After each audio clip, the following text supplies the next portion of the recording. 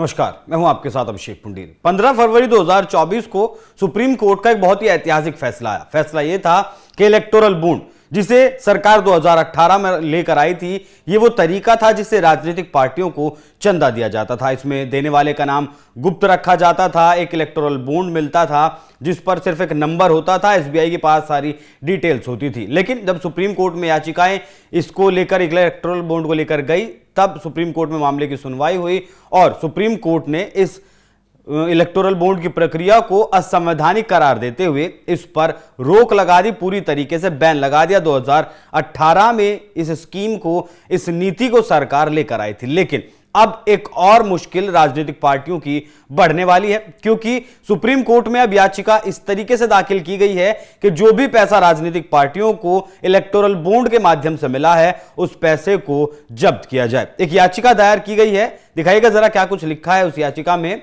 याचिका में कहा गया कि 15 फरवरी को शीर्ष अदालत ने चुनावी बॉन्ड योजना को रद्द कर दिया था और अदालत के निर्देश के मुताबिक विभिन्न कॉरपोरेट घरानों द्वारा खरीदे गए और राजनीतिक दलों द्वारा भुनाए गए चुनावी बॉन्ड का विवरण निर्वाचन आयोग द्वारा सार्वजनिक किया गया था। याचिका में यह भी कहा गया, ये दलील दी गई कि राजनीतिक दलों द्वारा चुनावी बॉन्ड के माध्यम से प्राप्त राशि न तो चंदा और न ही स्वैच्छिक योगदान था। यह याचिका वरिष्ठ अधिवक्ता विजय हंसारिया द्वारा तैयार की गई और इसे अधिवक्ता जयेश के उन्नी कृष्णन के ने शीर्ष अदालत में दायर किया।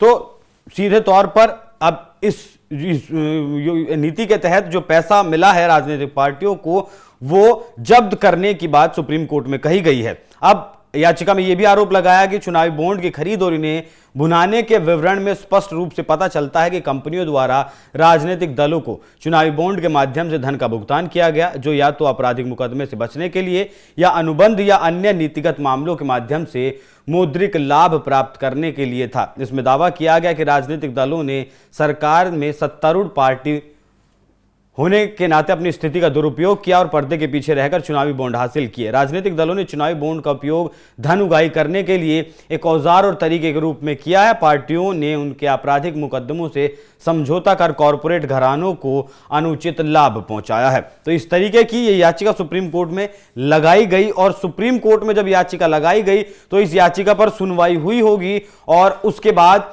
ये तय किया हुआ होगा सुप्रीम कोर्ट की बेंच ने। हालांकि आपको ये भी बता दूं कि इस मामले की सुनवाई खुद चीफ जस्टिस डीवाई चंद्रचूड़ की बेंच करने वाली है। तो इस याचिका को सुनवाई योग्य माना होगा, मतलब इसका जो ध्येय है याचिका को दायर करने का, उसे सही माना गया होगा, तभी सीजेआई चंद्रचूड़ ने इस पर सुनवाई करने की इजाजत दे दी है। तो इजाजत जब दे दी है तो अब हो सकता है राजनीतिक पार्टियों को वो पैसा सुप्रीम कोर्ट के आदेश पर वापस भी करना पड़े, जो पैसा उन्होंने इलेक्टोरल बॉन्ड के जरिए लिया था। हालांकि इलेक्टोरल बॉन्ड से पहले जो 20,000 से ज्यादा का पार्टी को चंदा मिलता था वो कैश में दिया जाता था, उसका कोई हिसाब किताब किसी के पास नहीं होता था, किसने दिया है किसने लिया है। लेकिन इलेक्टोरल बॉन्ड के जरिए इसमें पता चलता था कि किसने चंदा दिया है, किस पार्टी को दिया है, भले ही वो आंकड़ा सिर्फ एसबीआई के पास रहता था। तो अब देखना होगा कि मामले की जब सुनवाई होती है तो इसमें क्या कुछ होता है, क्या वाकई राजनीतिक पार्टियों को जो उन्होंने पैसा लिया है वो वापस देना पड़ता है या फिर नहीं। बाकी इस पूरी खबर पर क्या कुछ है आपकी राय कमेंट कर में जरूर बताएं। नमस्कार।